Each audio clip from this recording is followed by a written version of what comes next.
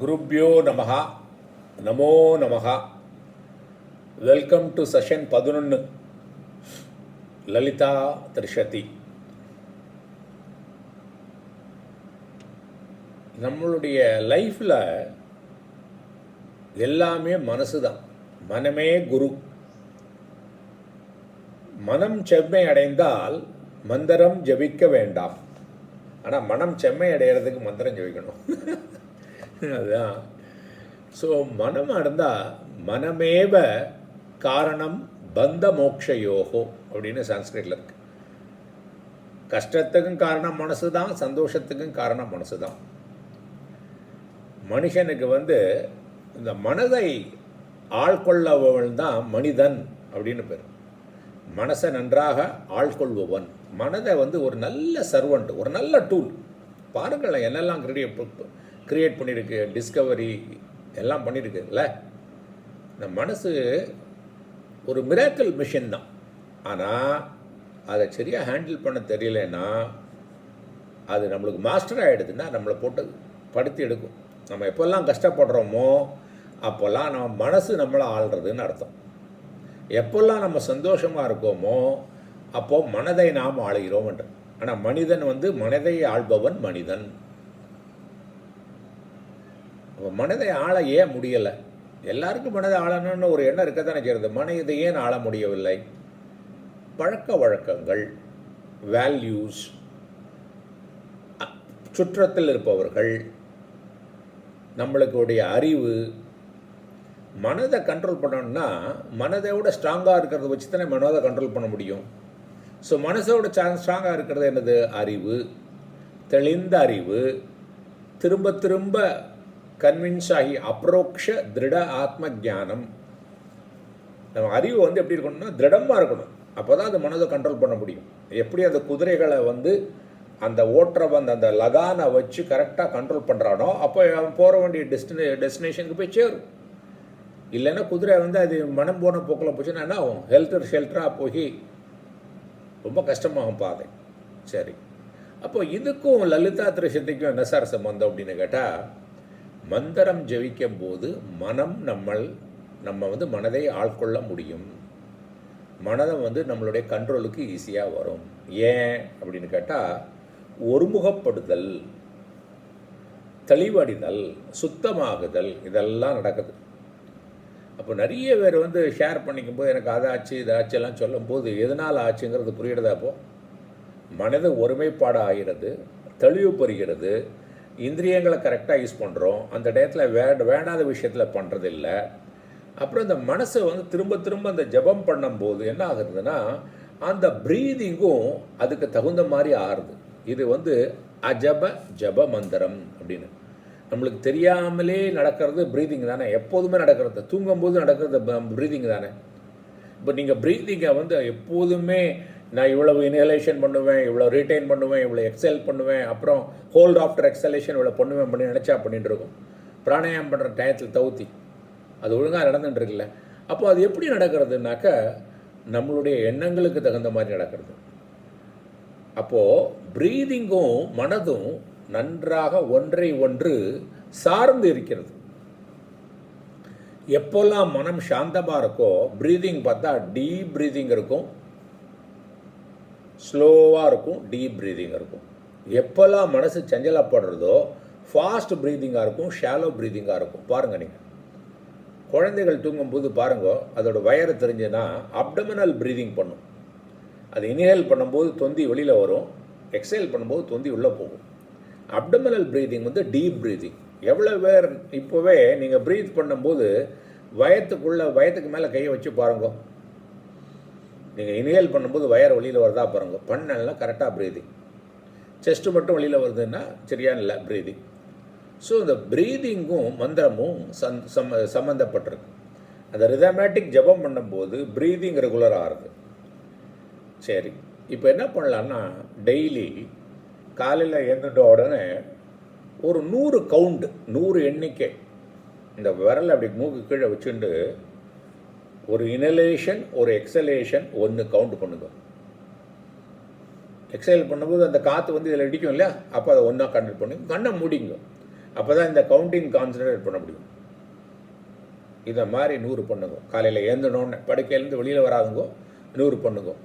ராத்திரி படுத்துக்கும் போது கட்டியில் பெட்டில் உட்காந்துட்டு படுத்துக்கிறதுக்கு முன்னால் இந்த மாதிரி 100 பண்ணுங்க. பாருங்கோ மிராக்கிள் நடக்கிறதா இல்லையான்னு. இது லலிதா திரிஷதி கேட்பவர்களுக்கு லலிதா அம்பாள் கொடுக்கக்கூடிய கிஃப்ட். இது ஆனா பானா சாத்தி அப்படின்னு பேர். அப்படியே மனதை கண்ட்ரோல் பண்ணுறது. ஸோ மனம் கண்ட்ரோல்னா வாழ்க்கை ரொம்ப ஆனந்தமாக இருக்கும். நம்ம எல்லாரோட வாழ்க்கையும் ஆனந்தமாக இருக்கணும். சரி, இன்றைக்கி 181 செஷன் 11 குருப்யோ நமஹா நமோ நமஹா. ஆனந்தமாக இருப்பீங்க. ஆனந்தமாகவே நீங்களும் இருப்பீங்க, உங்கள் சுற்றத்தார்களும் ஆனந்தமாக இருப்பாங்க. 181லேருந்து 200 வெள்ள போய் 200 வர போகிறோம்ல, சந்தோஷமாக இருக்குது. ஓம் ஐம் ஹ்ரீம் ஸ்ரீம் லகார ஆக்யாயை நமஹா. ஆக்யா அப்படின்னா எக்ஸ்பிரஸ்டு பை. அவள் ஷீ இஸ் எக்ஸ்பிரஸ்டு பை லகாரம். ஓம் ஐம் ஹ்ரீம் ஸ்ரீம் லதா பூஜ்யாயை நமஹா. நல்ல பெரிய பதிவிரதைகள் யாரெல்லாம், அருந்ததி எல்லாம் போன்றவர்கள்லாம் இவளை பூஜை பண்ணுவாங்க. ஓகே, ஸோ எதுக்கு அவங்க பூஜை பண்ணுவாங்கன்னா அவங்களுடைய மேரீட் லைஃப் நன்னா இருக்கணும்ன்ட்டு. ஸோ யாருக்கெல்லாம் மேரீடு லைஃப் நன்னா இருக்கணும்னு நினைக்கிறாங்களோ நம்ம லலிதா திரிஷதி ரொம்ப யூஸ்ஃபுல்லாக இருக்கும். ஓம் ஐம் ஹ்ரீம் ஸ்ரீம் லய ஸ்திதி உத்பவ ஈஸ்வரியை நமக. இது சிருஷ்டி ஸ்திதி லயத்துக்கு அவள் தான் தலைவி. அது அவங்க ஆர்டரை மாற்றி கொடுத்துருக்காங்க. லய ஸ்திதி உத்பவம். உத்பவங்கிறது சிருஷ்டி, ஸ்திதி தான், லயம் தான். ஓம் ஐம் ஹ்ரீம் ஸ்ரீம் லாஸ்ய தர்ஷன சந்துஷ்டாயே நமகா. அந்த டான்ஸ் எல்லாம் ஆடுறதெல்லாம் பார்த்து ரொம்ப சந்தோஷப்படக்கூடியவள், ஆனந்தமாக இருக்கக்கூடியவள். அதனால் ஆனந்தத்தை பார்த்து சந்தோஷப்படக்கூடியவள். ஓம் ஐம் ஹ்ரீம் ஸ்ரீம் லாப அலாப விவர்ஜிதாயே நமகா. அவங்களுக்கு நஷ்டம் லாபம் ஒன்றும் கிடையாது, எல்லாத்தையும் ஒரே மாதிரி பார்க்கக்கூடியவள். ஓம் ஐம் ஹ்ரீம் ஸ்ரீம் லங்கிய இதர ஆக்யாயே நமகா. மற்றவங்களோட ஆர்டருக்கு அவள் அடிபணிய மாட்டா, அவள் தான் தலைவி.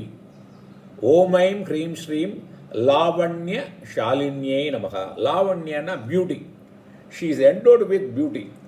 எல்லா தலையிலேருந்து கால் வர பியூட்டி தான், சௌந்தர்ய லகரி தான். ஓம் ஐம் ஹ்ரீம் ஸ்ரீம் லகு சித்திதாயே நமகா. அஷ்டமா சித்திகளை கொடுக்கக்கூடியவள்.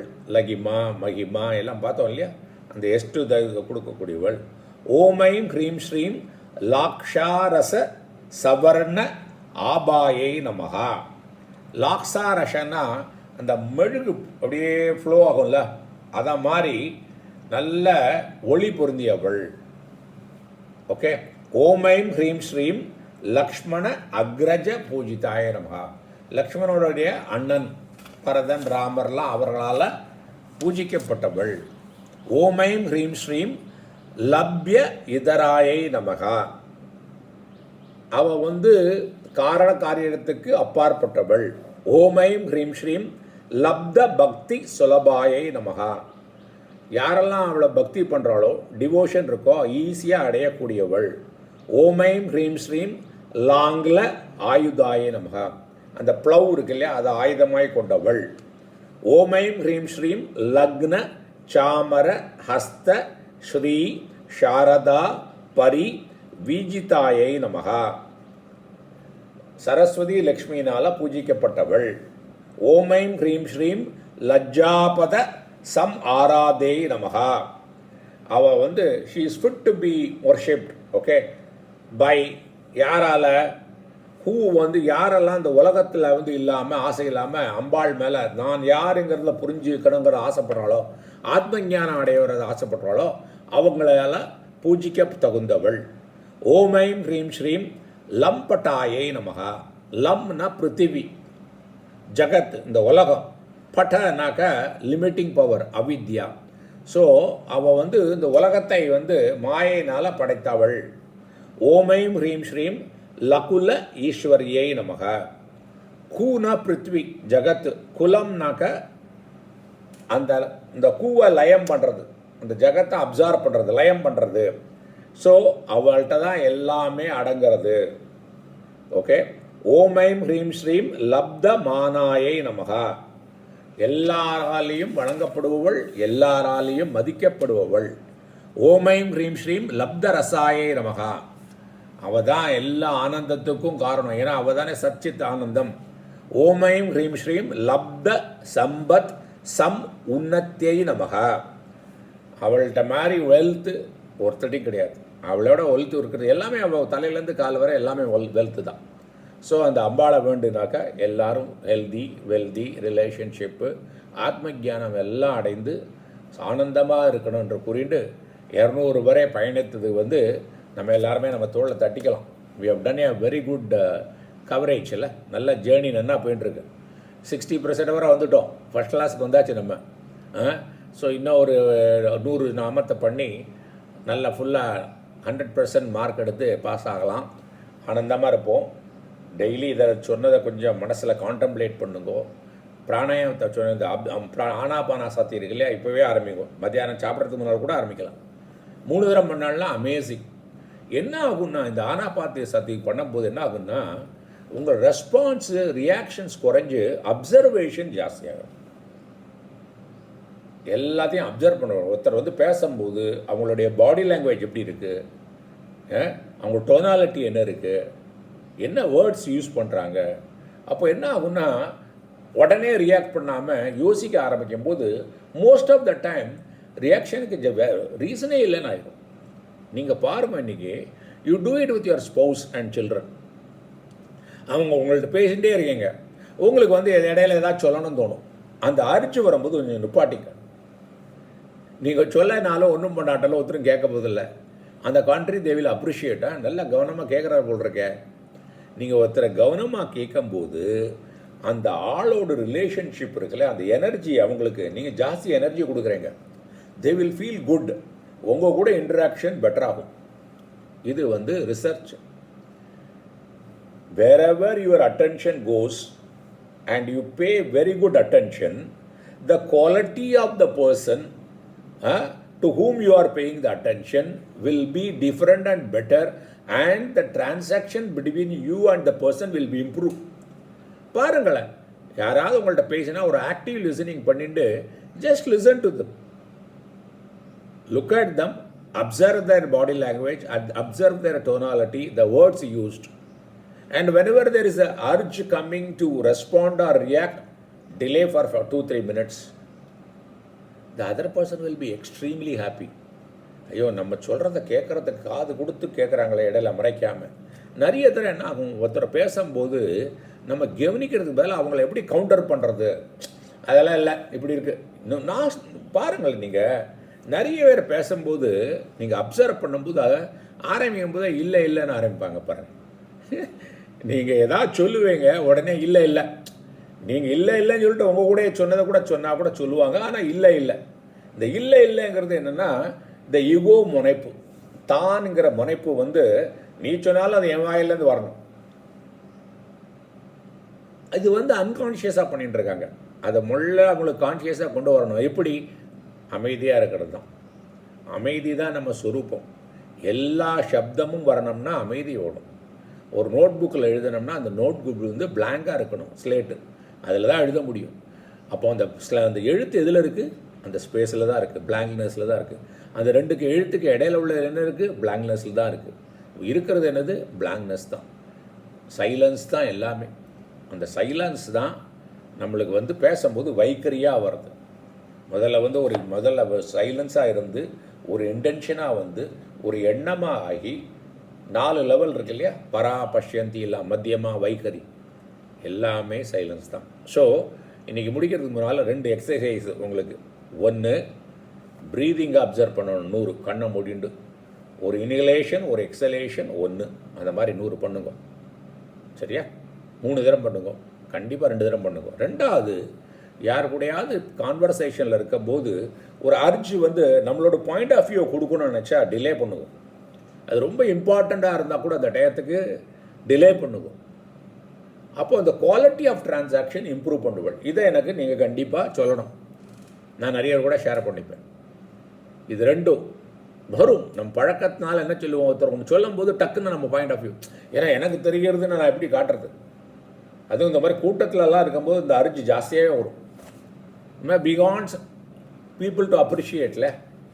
ஸோ எனக்கு தெரியுங்கிறத அந்த டயத்தில் கொஞ்சம் நிப்பாட்டிட்டு delay for 2 minutes or 3 minutes, then your quality of communication will definitely improve, and the quality of communication influences the relationship with the people, and which in turn gives you happiness. மௌன விரதம்லாம் தனியாக இருக்கணும்னு அவசியமே இல்லை. எப்போ எவ்வளவு எங்கே பேசணுமோ அங்கே மட்டும் பேசி மற்ற டயத்தில் கவனித்தாலே போதும். நிறைய படிங்களேன். படிக்கிறதுக்கு ஒருத்தர் கூட பேசணும் அவசியம் இல்லைல்ல. நிறைய மெடிடேட் பண்ணுங்கள், கான்டம்ப்ளேட் பண்ணுங்கள். நீங்கள் படித்ததெல்லாம் உள்ள அந்த மாடு அசை போடுற மாதிரி அசை போடுங்க. அதெல்லாம் மௌனம் தானே, அதெல்லாம் பெட்டர் மௌனம் தானே, சாந்தம் தானே, இல்லையா? ஸோ இன்றைக்கு இதெல்லாம் பகிர்ந்து கொடுத்த ஆப்பர்ச்சுனிட்டிக்கு நன்றி.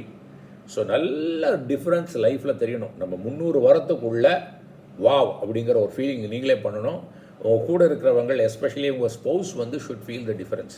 ஏன்னா அவங்க தான் I think you will spend more time. யார் இருந்தாலும், மேபி ஆஃபீஸில் இருந்தாலும், the colleagues, your boss should feel the difference that the quality of communication and the interaction has improved geometrically. அதுக்கு அம்பாளோடைய ஆசீர்வாதம் இருக்குது. நம்ம பயணிப்போம், சேர்ந்து பயணிப்போம். 200 செஞ்சுரி அடிச்சாச்சு. ஆர்சிபி ஜெயிச்ச மாதிரி நம்மளும் அப்படியே ஐபிஎல் கப்பை தட்டிட்டு போகலாம். ஓகே, குருப்யோ நமஹ, நமோ நமஹ.